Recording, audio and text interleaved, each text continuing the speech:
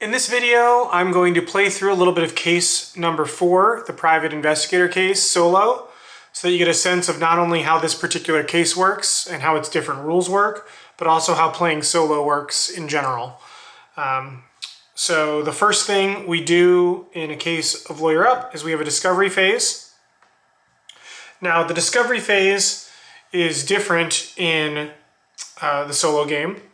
You're going to need a die and the bias die and a simple d6, and you're going to want the strategy card to be on the discovery side.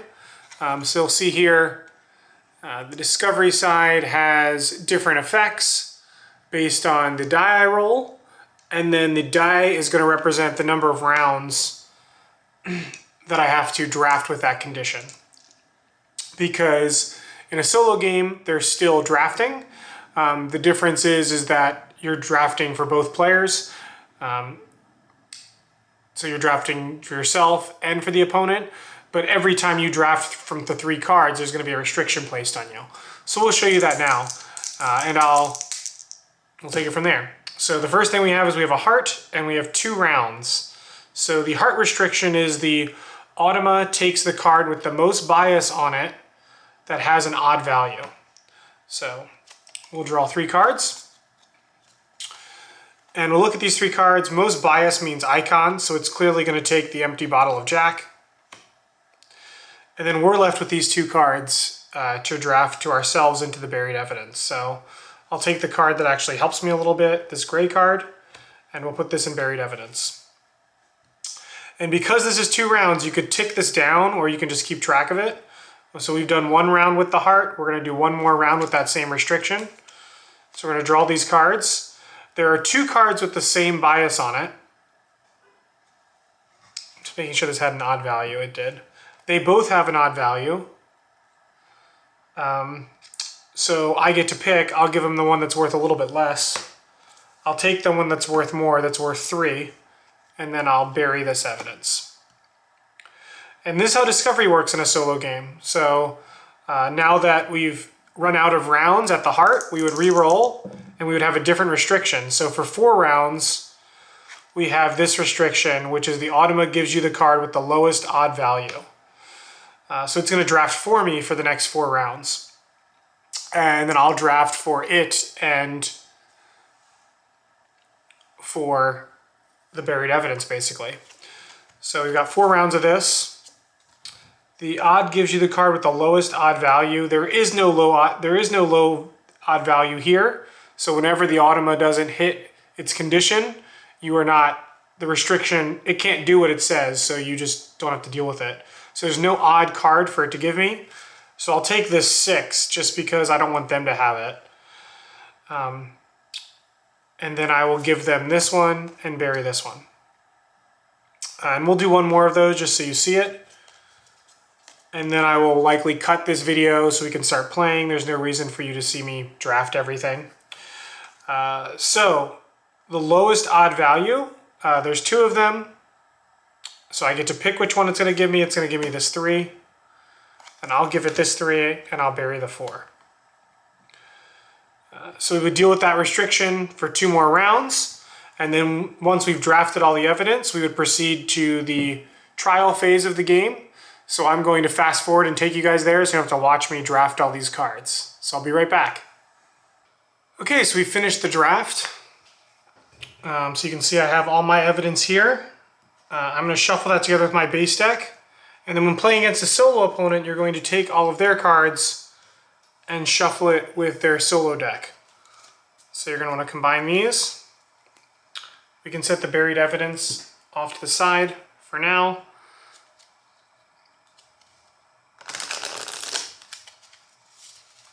Do some light shuffling.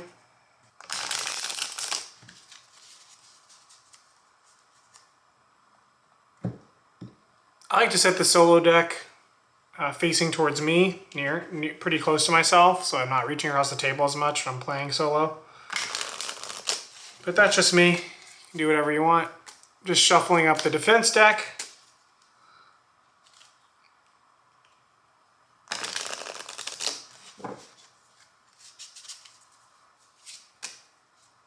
And then once you've shuffled your deck, just like a normal game, you're going to draw 5 cards to make up your starting hand.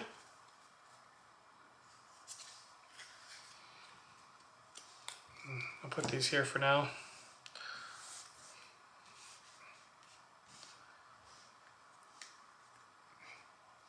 Put my deck here. I have my sidebar and other things. I'll put those here so you can see them. Now, one of the things to understand when you're playing solo, which is important, is you're going to want to get the rule book, because there's a lot of decisions in this game, and you're going to want to need to know what kind of decisions the AI opponent makes. So, you can refer to that. In case 4, we've already used some of this. During setup, they pick a random strategy. The Automa always conspires if able. Whenever the Automa gains red herrings, it places red herrings in a certain way. It sways bias in a certain way. And it calls witnesses in a certain way. So those are all important decisions that are going to be in this book for each case under the solo content with decisions by case. So if ever you have a question about what type of decision the Automa would make, you're going to want to refer to that. Okay, so let's get playing.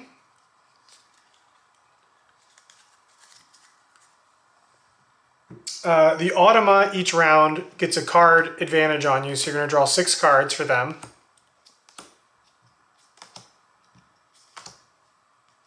To make up their hand.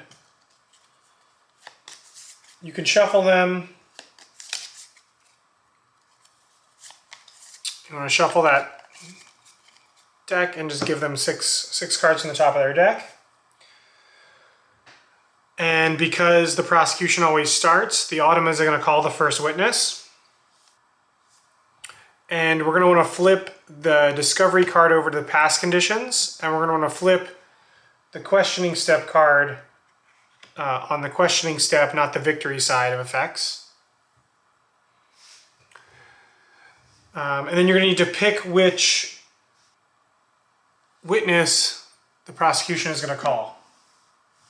And in order to find out what they're going to call, you're going to want to refer to that same book I talked about again. And the Automa will call the witness who is worth the most value to it that it is able to call, including the defendant. If there's ever a tie, it calls witnesses from left to right from the bottom row. So these are worth 1, 2, 1, whoever calls them. So they're going to call Timothy Dean because they're worth 2.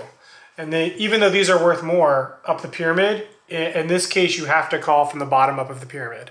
So you can't call Dudley until the 2 spots underneath him are clear. So it's sort of like a tree. Likewise, you can't call Alfred Woods until both of these are taken.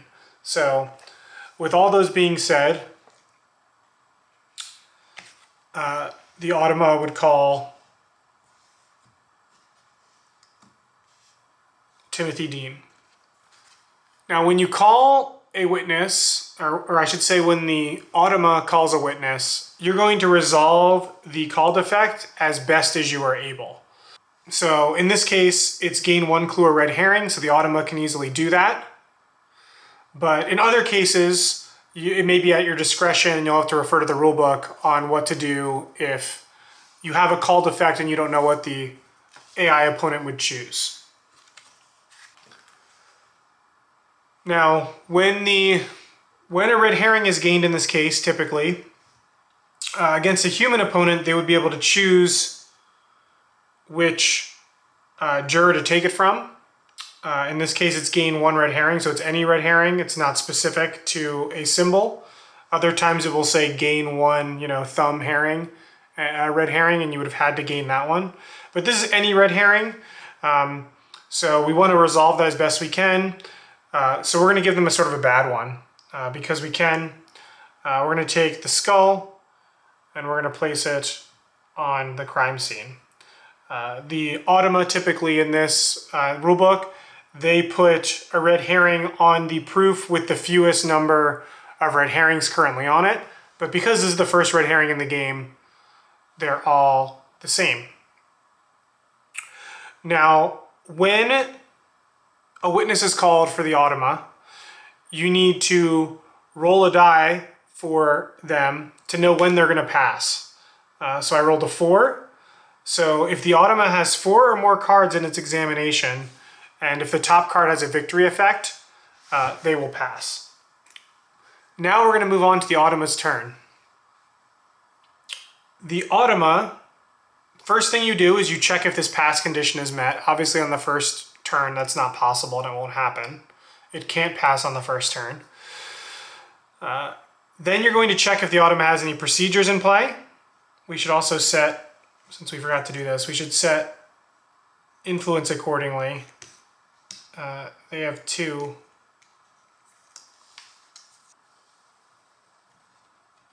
They have 2 to not 81, but just 1. So I like to keep track of our influence here. So they're beating me 2 to 1. So the first thing you do is you check if they pass. Doesn't happen on their first turn. The next thing you do is you check if they have any procedures in play. You check if their sidebar will trigger. If the Automa has no procedures in play and does not have the judge's favor, it will sidebar. It currently has the judge's favor, so it's not going, the Automa opponent is not going to sidebar, obviously. If none of the above are resolved, then you sort of do what you typically do on an AI opponent's turn, is you flip over this card and trigger the card that they've drawn. Now, if it's one of their solo cards, it's pretty easy. You just do the examination effect like a normal card and do what it says. If it's one of the cards from the case, you're going to roll this die and see if the symbol that you roll matches any of the symbols on the card. So you'll see that in a little bit, but let's resolve this one first. So this is nice. Examine is bury the evidence card in the player's discard with the highest value. Well, I don't have a discard yet, so that's good, but that is worth 5 points to the Automa. So they're now up 5 to 0. I'm going to pick up my hand here.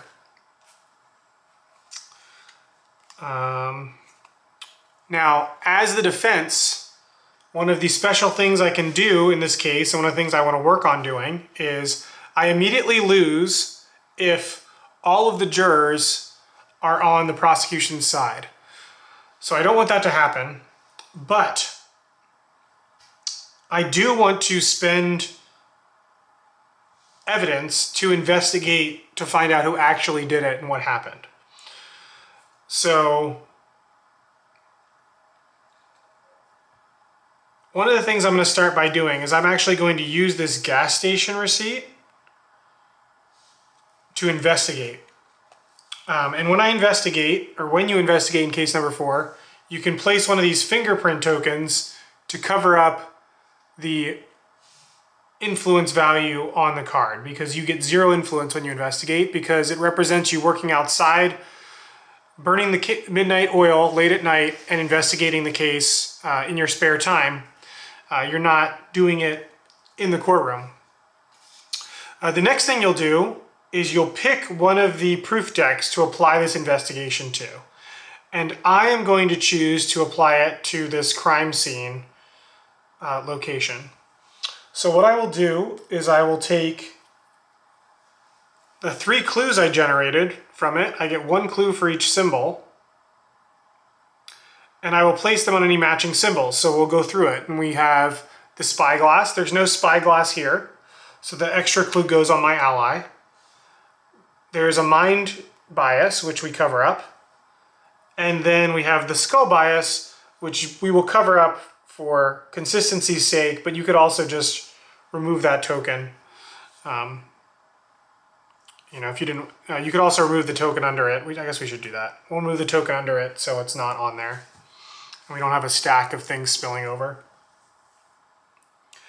Now I do have an investigate effect here. Unless the prosecution conspires with Walter Samantha or Ryan Gable, discard 1 planted evidence from your opponent's examination. Well, they don't have one, so they don't have to conspire. But when they conspire, they have to discard one of the witnesses that they started with at the setup. So that generates me no influence, but I did investigate, and I will work on hopefully uncovering that. So we're going to go to back to the AI opponent's turn.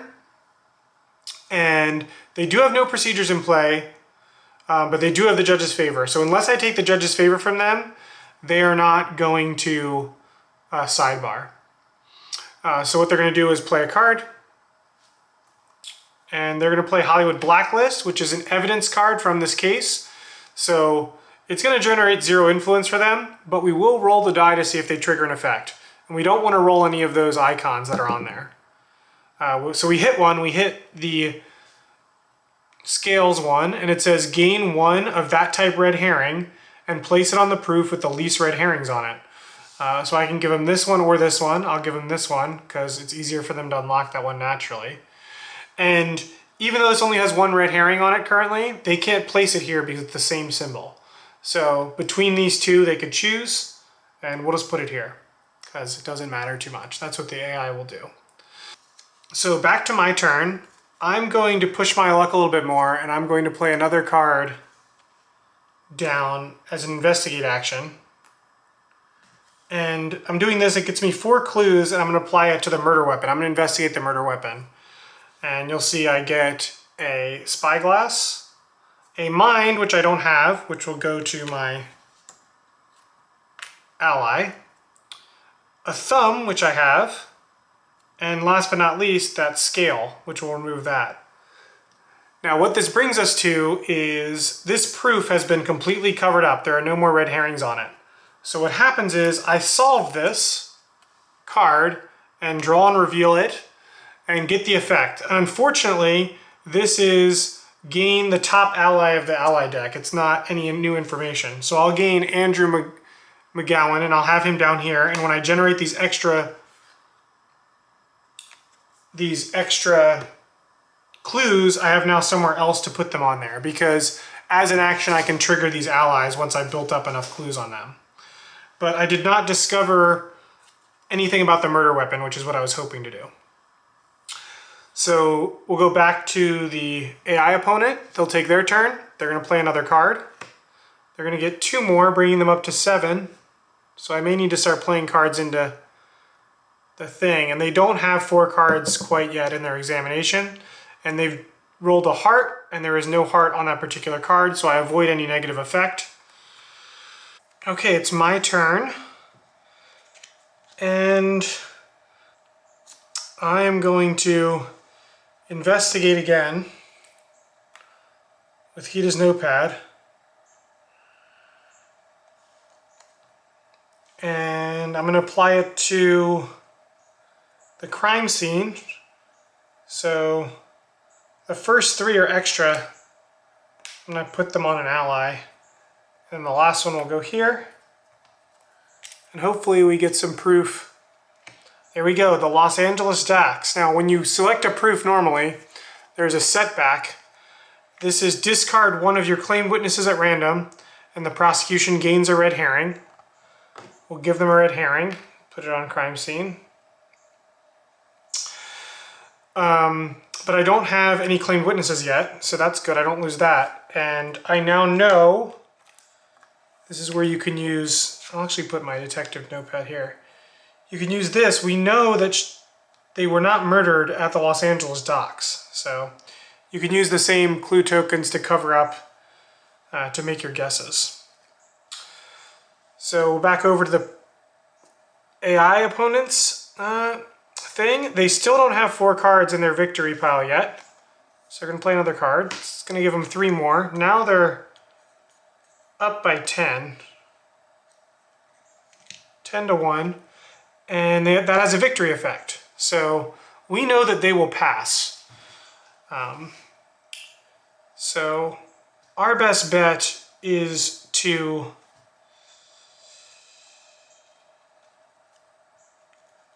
prevent them from passing. I don't know how we're going to do that. We're going to play evidential argument, which would be for a whopping 8 points, but they will object to that. And then I think I play down, they're going to pass no matter what. I think I sidebar.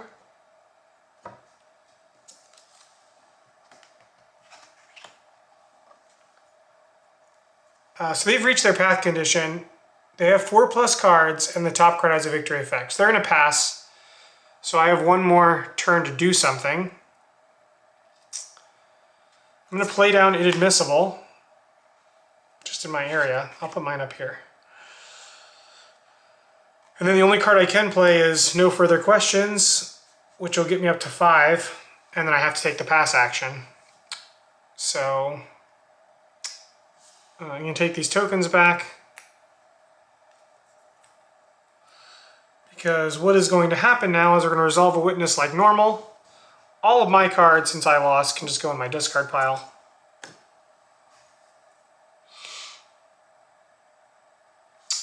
This victory effect is sway a juror, one of these two jurors. And so the AI is going to sway this one because it's worth the highest skepticism, and they're actually going to get a red herring that they can place there for that sway effect. And then for this sway effect, they're going to do the same thing. They're going to sway this one because it's worth the most to them. They get this. They're building up red herrings on me. Oh wait, hold on. That's not right. Because there's a victory effect side. Oh no, that's there. I did that right. I did do that right. I was thinking if it's a victory effect with one of the evidence, they can't. You have to roll the dice and flip over the card. But it's one of their solo cards, so that's fine. So we'll discard that. They'll claim this witness to their claimed witness pile. I will get the judge's favor. My sidebar will refresh. And then they have 5 influence to spend. And they would spend that on the person that's not on their sides. They'd spend the 5 there. And remember that if all these jurors are on the red side, so if they get this top row, the bottom row is already on their side. But if they get all these top row jurors, I will instantly lose. So I will draw 5 cards. The AI opponent will draw up to 6. So we'll give them 1, 2, 3, 4 more. So they have 6. And we'll shuffle their pile. And now you at least know all the basics. I think we've covered most of the differences in the basics in this case at this point. The only thing we haven't done yet is typically as the defense, I will get 2 chances to make a guess at to solve the crime. In solo, since I can't have a player look at all the cards and know if I'm right or not and tell me if I'm right or not, I suggest that you write it down if you do take a first guess and then continue to play out the game. And then if you happen to be right, which is usually pretty unlikely, you can note it. You can say, oh, I did win after all, if you lost, or vice versa. Or you may get to a point where you know that your answer was correct. You can stop playing once you've eliminated everything for sure. Okay, so I've drawn my cards. I have a lot of that symbol, which neither of them have. I'm going to take this. I'm going to take Rebecca. And then I'm going to be set to 1. They're going to be set to 0. And when I call them, I can claim one of my opponent's claimed witnesses, and I'm going to take this co-conspirator they have. So they only have patsies left.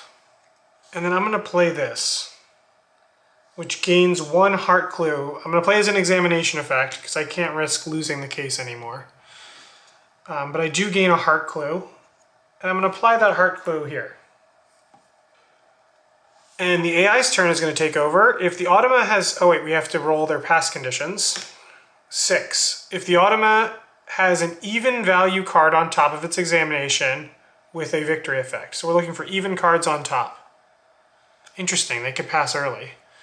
If the Automa has no procedures in play, it does not have the judge's favor, it will sidebar. When it sidebars, it just gains 4 influence. And it's going to gain the judge's favor.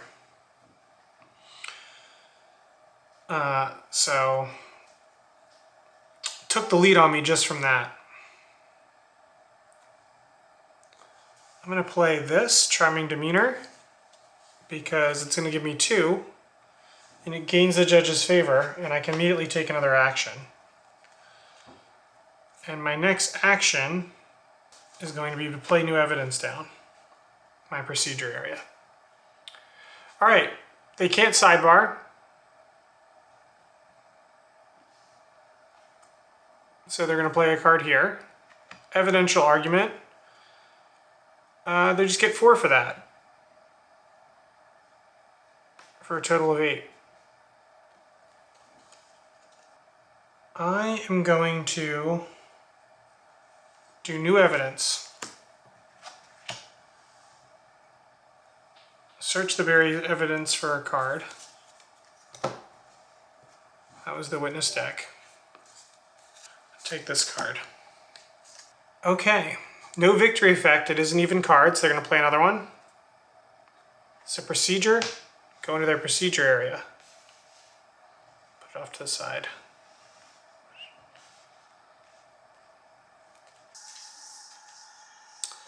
Okay, so we do have to watch this inadmissible because they have the judge's favor. And if we play the evidence we just got, they will trigger that. Part of me feels like, you know what, let's do an investigate action with it, because we won't get the influence, and if they blow it up, it's not as big of a deal. Let's see what best symbols. I'm going to get 3 clues from this. Just looking at the best thing to apply it to. I think the crime scene, it'll get me 2. It'll solve this one and this one, and it'll give me 1 extra. And I'll put it on Phyllis.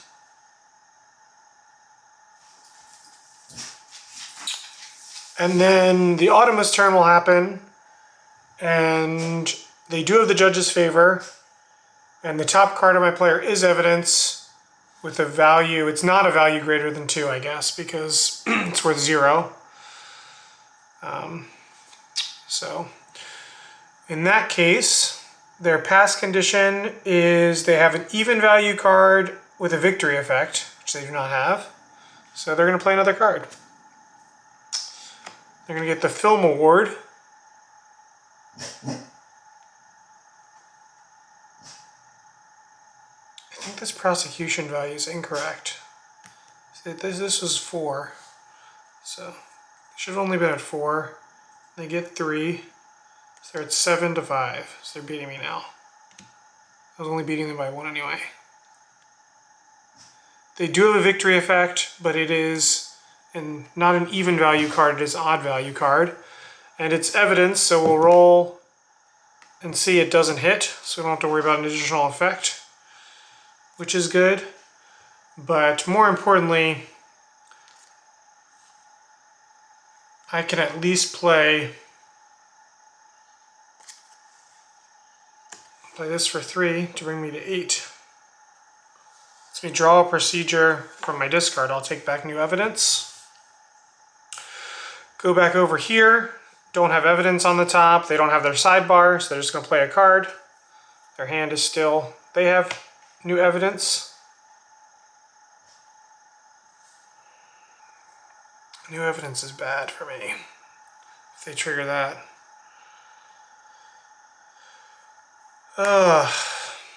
Alright, so they got new evidence. I'm going to trigger this. No, I'll take a sidebar, so I don't have to worry about them doing that stuff. Their turn. They now can't do this, and they haven't passed yet, so they're going to do Media Circus.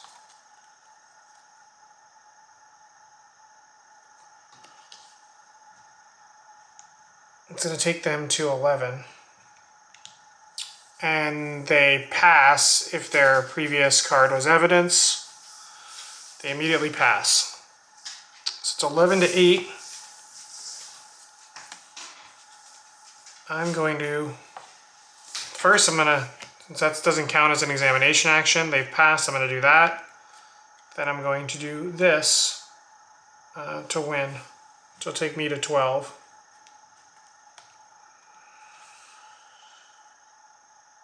And I win this witness. I get to sway a heart. We'll sway this 5. And I'll put her over here as claimed. These all go in the discard. Up here. I have a prosecution victory effect, which doesn't matter. So these will all go in my discard. And then I have 1 point to spend. And I guess I better get this person on my side. So I'm going to spend 1 there. That's going to refresh the opponent's sidebar, give them the ability to call the next witness, and then we will draw up to, I will draw up to 5. And the Automa will draw up to 6. 2, 3, 4, 5, 6. I think they only have 1 card left. Yep, they only have 1 card left, so we'll shuffle these up. And the Automa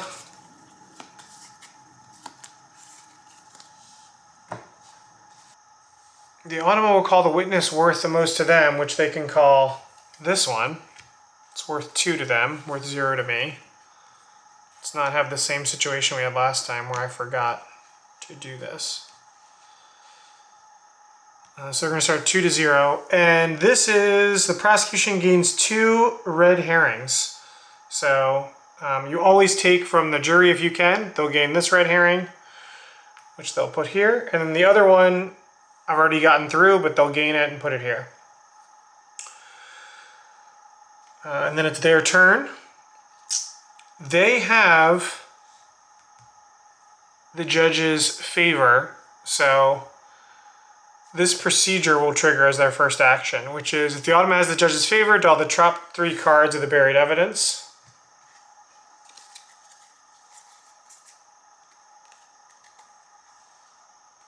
And it's going to gain, it adds the card with the highest value to its examination.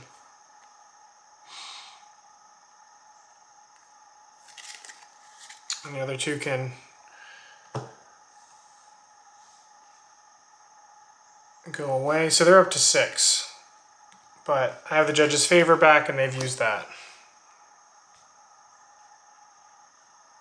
Let's see what cards I have here. Diary's even better. I'm going to use my ally, Phyllis Dietrichson, as my first action. If there are 3 or more clues on Dillis, draw 1 evidence from your discard, then discard this card and take another action. So Phyllis is going to be discarded. I've used her up. These tokens can just go back to my pool. And I get to immediately take another action, and I already knew which card I wanted from my discard. I wanted Monique's diary, so I'm going to investigate with that for 0. But that will get me 4 clues, and if I use it here, I will cover that one. The heart, which is already covered, but then I get these 2. Then I have 1 extra, which I'll put on McGowan, even though he's full up. And we will solve. Maybe we learn a little bit about who the culprit is. Walter Samanta. Setback. The prosecution planes the top card of the witness deck. If it's a patsy, which it is, they may sway 1 bias. They're going to sway this one for free. Which means 1 more juror. An expensive juror is no longer on my side. But we know Walter did not do it. So I will come over here and I'll cover up Walter. So not as much progress as I'd like to have made on that, but some progress. Oh, we forgot to roll for their pass condition, 2. If the Automa has 3+ cards, it's an examination, the top card has a victory effect. It only has 1. It cannot procedure.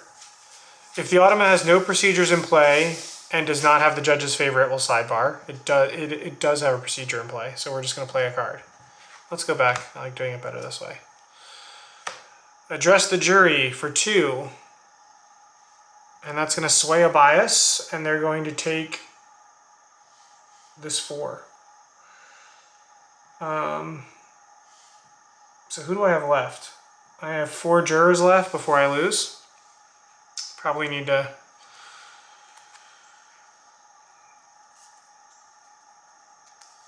actually play cards.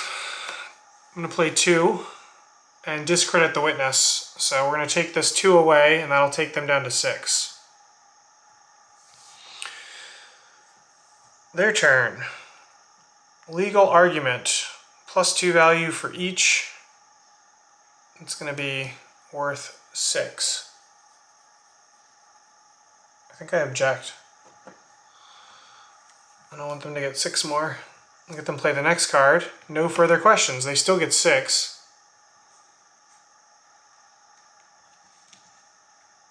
So they're at 12. But the Automa gains the judge's favor, then immediately takes the pass action. So they've passed. So I only have 1 more card I can play here. And I don't think I'll be able to win. I think at best, I could juice up emotional argument for 6. Which should get me to 8.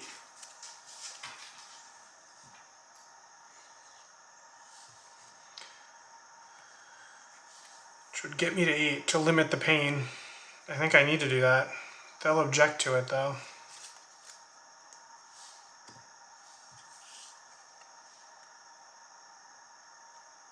I can use Andrew as my first action, which is, if there are 2 or more clues, there are plenty on him.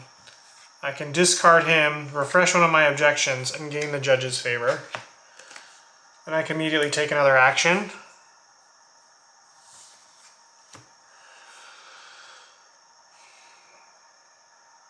I could do new evidence. Let's do new evidence. So we can get something good, maybe get a big card. I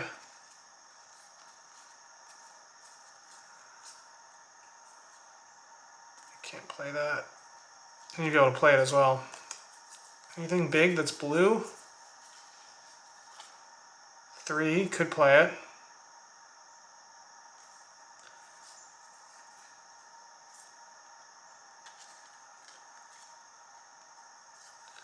I'll take this 3.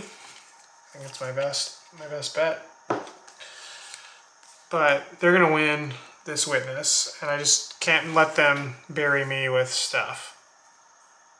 So what we can do is, this is a free action, it's not an examination action. Then I can play emotional argument for 6. They will automatically object to that, which we knew.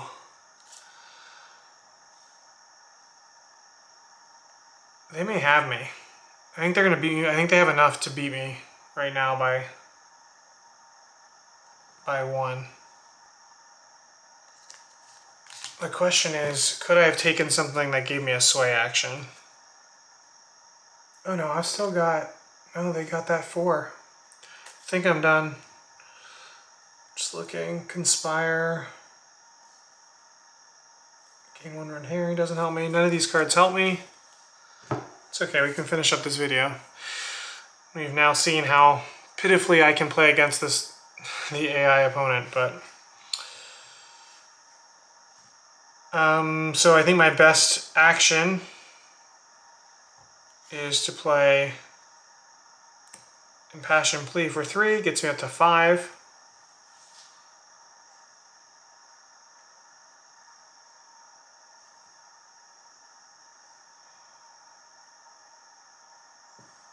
Yeah, I mean, I've discredited them. They still have 12. So, definitely lose the witness. Victory, conspire with a Papsy to either uncover 1 proof, ignoring red herrings, or discard an ally. Well, they would have discarded an ally, because they won. They don't have to discard anybody. No victory effects here.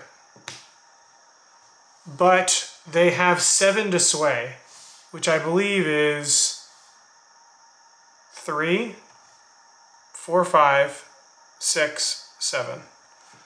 And all of the jurors have turned on me, so I immediately lose. So I was not paying enough attention to the courtroom. And the AI opponent has beaten me. So that's a quick overview of how to play case number 4 and how to play against an AI opponent. Again, if there's any other videos you'd like to see, let me know in the comments section. And we're working on making more content for Lawyer Up Season 2 since it just came out. So if there's anything you've got questions about or would like to see as a playthrough, please let us know. Otherwise, thanks for watching.